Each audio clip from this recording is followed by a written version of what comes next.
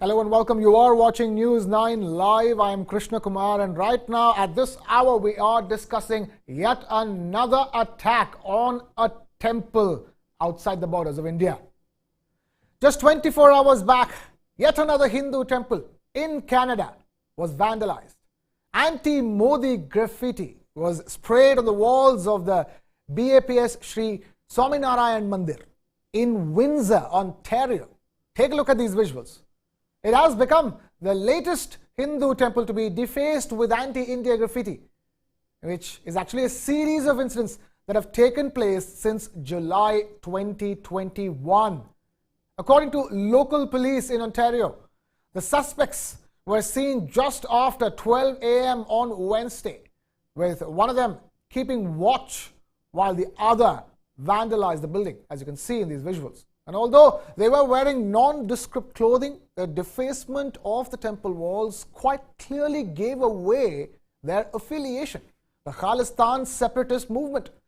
Many incidents like this have happened in the country, yet no arrests have taken place in Canada.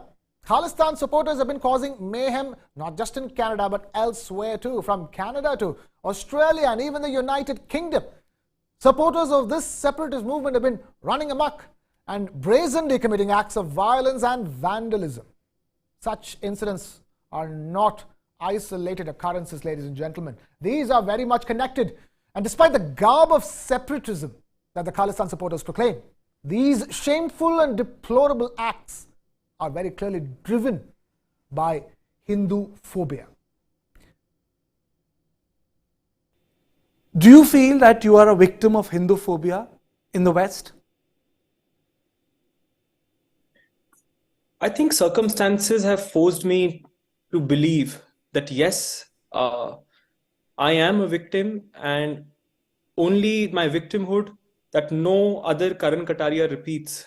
No, that injustice that is done to me is not done to someone else, is what make me, after exhausting all the appeals within the student union and no justice given, no principles of natural justice, rule of law followed. So if this, not a Hinduphobia, not a racism, then what? So I need an answer to that. This is what my limited knowledge made me put it in this way. आपको हिंदू होने का नुकसान भुगतना पड़ा London school of economics में? जो परिस्थितियां दिखाती हैं उसमें अवश्य ये कुछ ना कुछ, मैं एक गर्व से मैं कह सकता हूं कि मैं हिंदू हूं, और मैं अपने सभी जो प्रैक्टिसेस, जो सारी चीजें हम फॉलो करते हैं, उसको गर्व से यदि हम प्रोपोगेट करें, उनका प्रचार प्रसार करें, और अपने उन मूल्यों से हम जुड़े रह करके कार्य करें, तो शायद किसी और को इससे परेशानी नहीं होनी चाहिए. तो यदि किसी अन्य व्यक्ति को मेरे एक्टिव होने से, सक्रिय होने से कोई दिक्कत होती है, तो शायद हिंदूफोबिया और हिंदू हेट, एकम सत विपरा बहुदंती, you might term it as a Hindu hate or Hinduphobia, racism, but yes, we need to name it, we need to call it, because this is not the first case. Rashmi Samant had to resign from Oxford Union president. How many Karan Kataria this time will see? There might be someone else tomorrow. Again, if you want to question my disqualification, please give me proof. This is the rule of law and principles of natural justice, that you need to tell me on what grounds, what evidences, who is the complainant, who has done that. Just saying that we received this, we are disqualifying you, without giving an opportunity of being heard, fair, no transparency. This is not democratic values. This is not the liberal or the present society that we want to build. That was Karan Kataria, the Indian origin student at the London School of Economics, who claimed that he was discriminated against for being a Hindu nationalist. Now, in March, the British House of Commons discussed a fact-finding report by the Delhi-based think tank Centre for Democracy, Pluralism and Human Rights. The report, titled The Rise of Territorial Majoritarianism and Hinduphobia, investigated its root cause, taking the August 2022 clashes between Hindus and Muslims in Leicester in the UK as primary reference. News 9's Pankaj Mishra spoke to one of the co-authors of that report, Rashmi Samant, to find out more. Listen in. At least here in Britain, the Hindu community, despite being very successful, high education attainment rates, 0% prison population, despite that, they are stereotyped as Hindutva goons, and this narrative flies. And the vilification of Hindus, unfortunately, because of the anti-Hindu hate, it's wild and it's widespread. And unfortunately, with that going, any amount of information is it's insufficient to combat misinformation, because the misinformation seems to be supported by lots of theories and lots of stereotypical profiles that exist online and in the minds of people. Right, let's now take this across to the guests who are joining us live at this hour. Mr. J.K. Tripathi, former diplomat, and Asif Ramiz Daudi, foreign affairs expert. Thank you both of you gentlemen for joining us on this broadcast here on News 9. Let me begin with Mr. J.K. Tripathi, former diplomat. Mr. J.K. Tripathi, talk to us. Another Hindu temple vandalized in Canada to just less than 24 hours time, and still no arrests have taken place. How much of a failure is this on the part of the foreign governments in question, be it Canada or Australia, for not acting on them enough? Because we've seen a series of incidents that have been stretching for more than a year, nearly 2 now. Well, I think, you see, in these 2 countries specifically, the governments, in name of the, freedom of expression, they are tolerating things that go beyond a certain limit of toleration. But they still are tolerating these things. You see, you are independent. You are free to express anything. But as the saying goes, that your freedom ends on my nose. Your freedom should not hurt my sentiments. You can target any other. You can write whatever you can write or deface whatever you want to do in your home, but not in a public place, not a place for a certain community. And especially in Canada, I am surprised, because I am not surprised, rather, because in Canada, there is, as you know, there is a Sikh in Canadian cabinet who is pro-Khalistani. And he is supposed to be instrumental in all this. I don't know why these people are trying to vandalize a Hindu temple or Hindu place of worship, or why are they trying to why are they trying to target Hindus, be it in Canada or be it in Australia? What I feel is that there are certain communities of Indian diaspora who are very much scared of the growing popularity of Modi and also the growing power of India. And that is why they want because they are instigated by other vested interest groups, other foreign governments, foreign countries. They are instigated to do this, and they are doing this. Look at the picture you are saying. There are old people who have, I think, who must have spent their entire youth in India. There are youngsters who just don't know what India exactly is, and they have also been roped into just have demonstration and flag hosting against India. This is pathetic. This is very, very much abominable. Right. Asif Ramiz Daudi, the question I'm trying to bring this across to you with is that, are you seeing this clear emergence of, Hinduphobia, which is stopping these liberal countries from taking the sort of action that they should, had it happened to anybody else?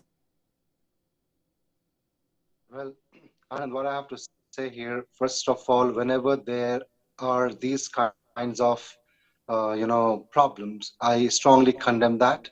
And I do it here right now on your show. And I want to send a message that whosoever is doing that, they should not do it. And the governments of those concerned in particular countries should make note of that and take proper necessary action that these things don't happen anymore. That is one thing. Now, second thing, when it comes to phobia, I mean, I'm working on this subject for a long time.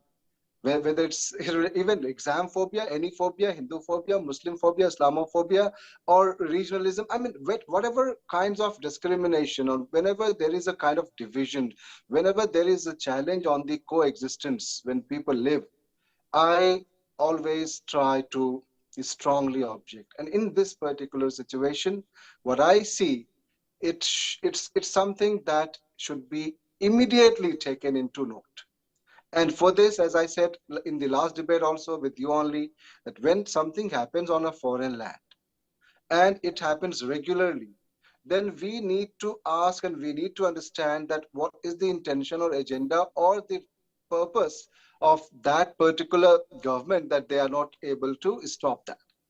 Here, it's the role. I mean, Ambassador Tripathi sir is there, and he spoke so nicely that we talk about rights and duties.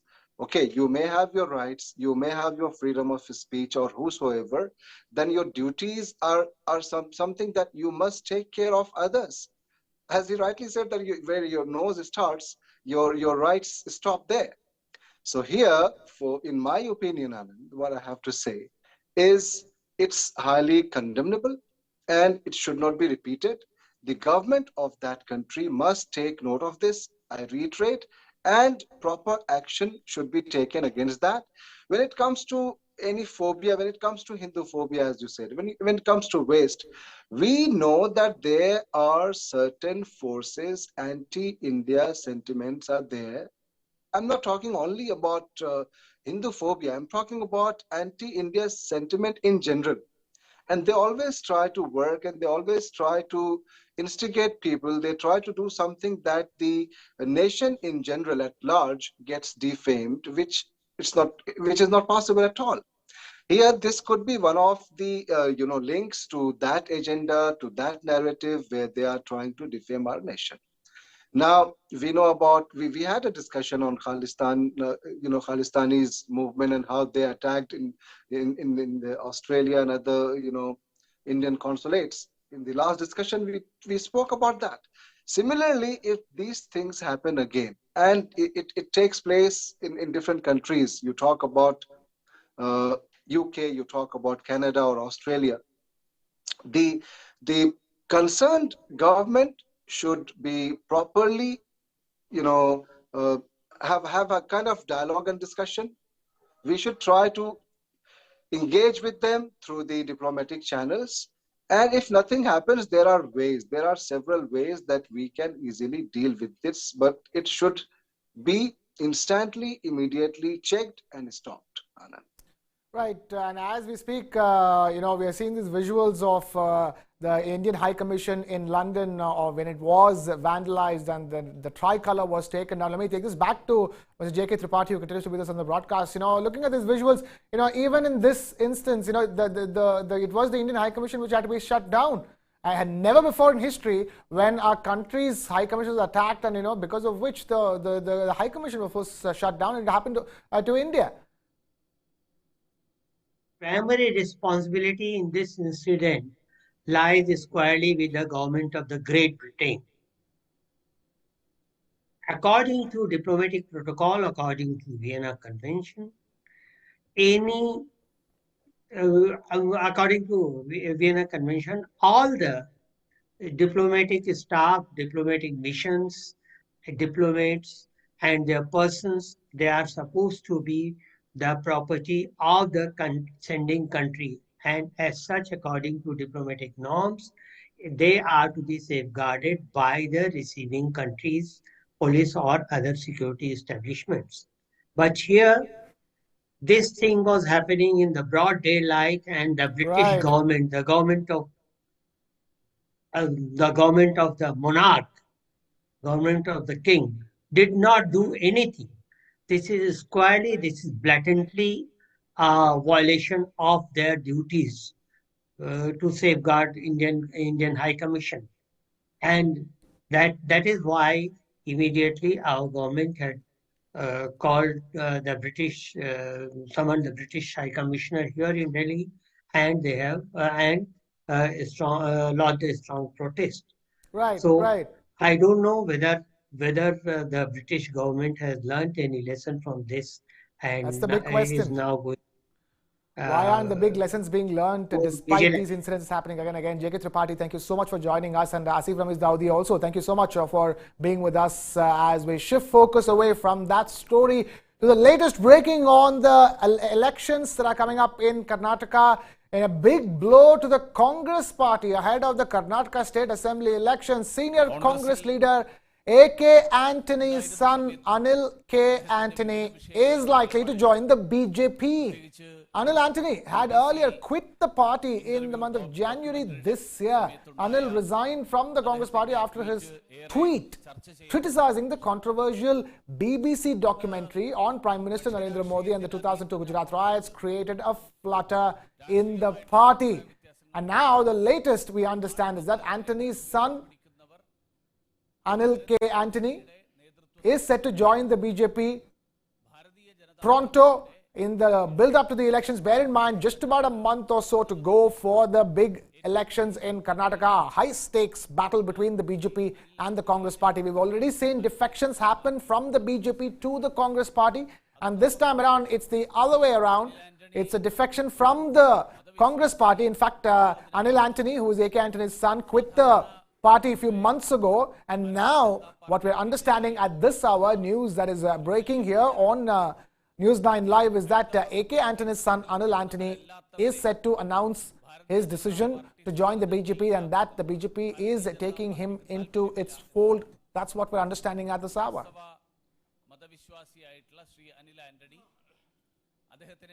Bharatiya Janata പാർട്ടിയിലേക്കുള്ള കടന്നുവരവ് ഈ തരത്തിലുള്ള പ്രചരണങ്ങൾ നടത്തുന്നവർക്ക് ഉള്ള ഒരു മറുപടി കൂടിയാണ്. തീർച്ചയായിട്ടും ഈ അവസരത്തിൽ കൂടുതൽ സംസാരിക്കാൻ ആഗ്രഹിക്കുന്നില്ല. ശ്രീ അനിൽ ആന്റണിയെ ഭാരതീയ ജനതാ പാർട്ടിയിലേക്ക് ഹൃദയംഗമമായി സ്വാഗതം ചെയ്യാൻ ഞാൻ ഈ അവസരത്തിൽ ആഗ്രഹിക്കുകയാണ്. मैं आदरणीय पीयूष गोयल जी से आग्रह करूंगा कि मीडिया के साथियों को संबोधित करें. Friends, at the outset, I convey my greetings to all the members, workers, officers working in the Bharatiya Janata Party under the leadership of Prime Minister Shri Narendra Modi and our National President Shri J.P. Nadda ji. This morning, we were benefited immensely by the Honorable Prime Minister's guidance on the future of the Bharatiya Janata Party and the agenda before the nation as we all work collectively in the Amrit Kal to make India a developed nation.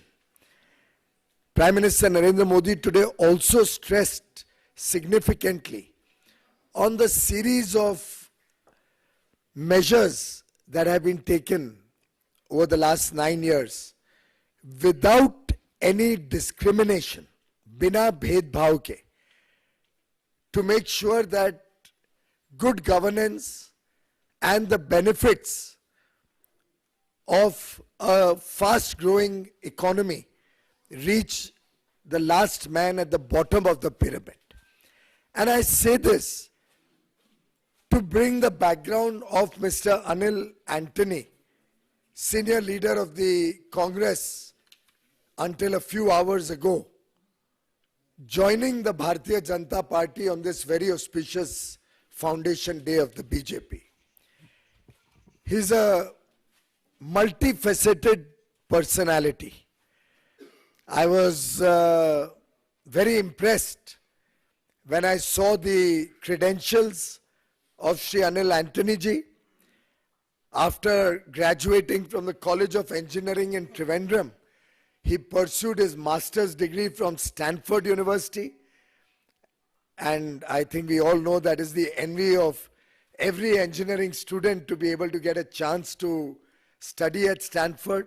Not only that, he has also completed a program at MIT Sloan on artificial intelligence and brings with him huge intellectual capabilities, which, coupled with his significant contribution in the field of business, in the field of social work, and in the field of politics, makes him truly an outstanding political and social warrior who cares for Kerala, who's concerned about the future of Kerala and India, and someone who believes in India first.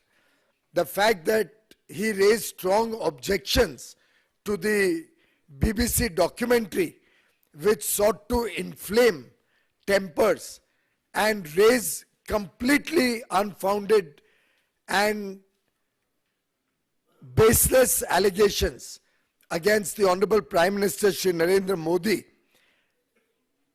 which were termed by Mr. Antony as an assault on India's sovereignty and integrity, was obviously not liked by the Congress party, which at the same time was trying to use British soil to attack all democratic institutions in India. Despite his significant contribution in the social media field, in digital communications, as convener also of the digital media of the Kerala Pradesh Congress Committee, Mr. Antony was truly insulted with the behavior meted out to him for standing up for India and for national pride. And therefore he had to leave the Congress. And I compliment him for his boldness, for his strength and courage of conviction, that on a matter of principle, he stood the ground for the nation. I've also seen his very significant contributions to furthering India's relationship with many other countries around the world. He has had a significant contribution as a young leader. He was designated a Munich Young Leader, also participated in the European Union Visitors Program, where at the European Parliament and European Commission, he was an invitee. He has been part of several youth dialogues, be it in Australia, be it in Germany, be it in Japan, where he was called a future global leader by the government of Japan. I also would like to place on record that his views resonate very well with Prime Minister Modi's vision for sustainability, and is also an active warrior against the impact of climate change. He is a net zero climate fellow at the School of Policy and Governance in 2022. With all these several facets to his personality, Mr. Antony is a very grounded political worker and is convinced that the Bharatiya Janata Party, led by Prime Minister Shri Narendra Modi ji, is the one party which cares for India, which cares for 140 crore Indians, which is strongly an advocate of inclusive growth and sustainable growth.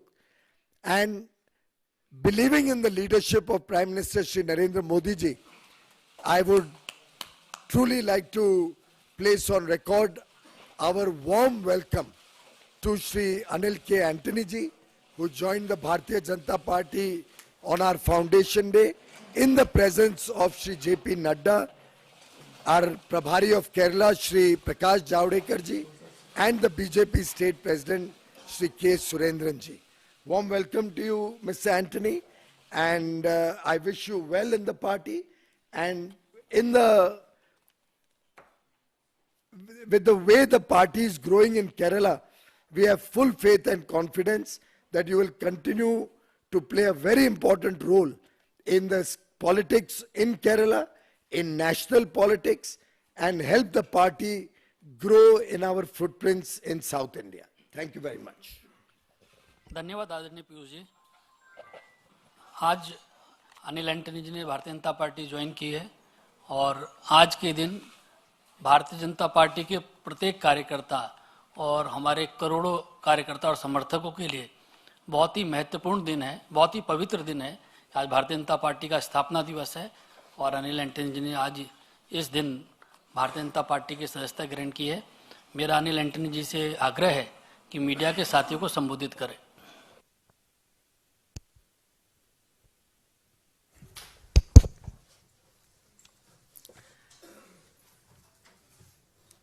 नमस्कार। ये मेरा विश्वास है कि धर्मो रक्षति रक्षिताः, धर्मो रक्षति रक्षताः।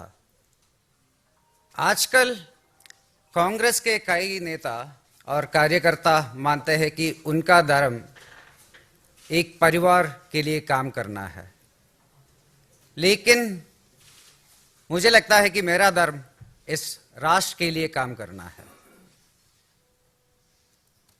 हमारे आदरणीय प्रधानमंत्री जी के पास हमारे देश को अगले 25 साल में एक विकसित राष्ट्र बनाने के लिए एक बहुत स्पष्ट दृष्टिकोण है और उनके पास भारत में सभी के लिए सामाजिक और आर्थिक गतिशीलता और न्याय लेने के लिए भी एक बहुत स्पष्ट दृष्टिकोण है। He also has a very clear vision to place India as a very prominent pole in an emerging multipolar world. In times like this, the central government, Bharat Sarkar, and the BJP organization, led by the Honorable Prime Minister, Amit Shah ji and Nadda ji, are working tirelessly to take this vision and all these people-friendly policies to every nook and corner of this country. I, as a young Indian, young India represents vast majority of India, the biggest majority of India. I do think that it is my responsibility and duty to contribute towards the Prime Minister's vision of nation building and national integration. I also hope that vast majority of India, whole of young India, whole of India, feel the same and join these initiatives.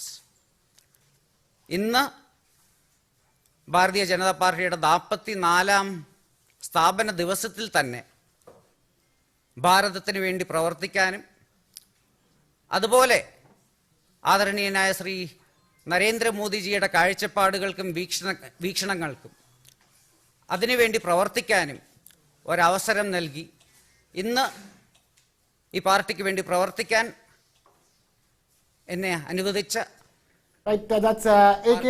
Antony's son, Anil K. Antony, who has just as we speak joined the Bharatiya Janata Party. Piyush Goyal, Union Minister, there welcoming into the BJP fold. We have Varghese Abraham, my colleague, also originally from Kerala, speaking to us. Varghese, talk to us. What is the reaction to this on ground in Kerala going to be?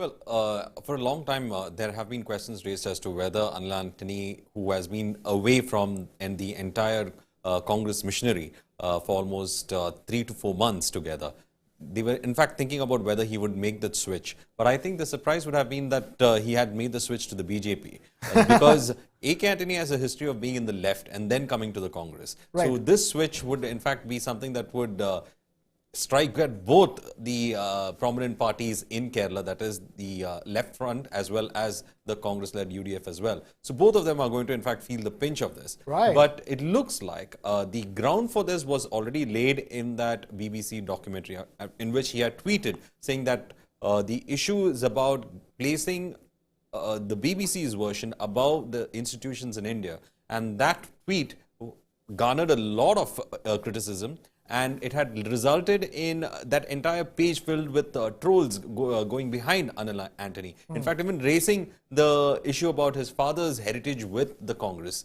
So all these issues were brought into focus at that time. Right. And finally, that has led to this, which is Anil Antony has now officially joined the BJP. And with that, we've completely run out of time here. We are taking a short breather here at this stage. But news and analysis continues on News 9. Stay with us.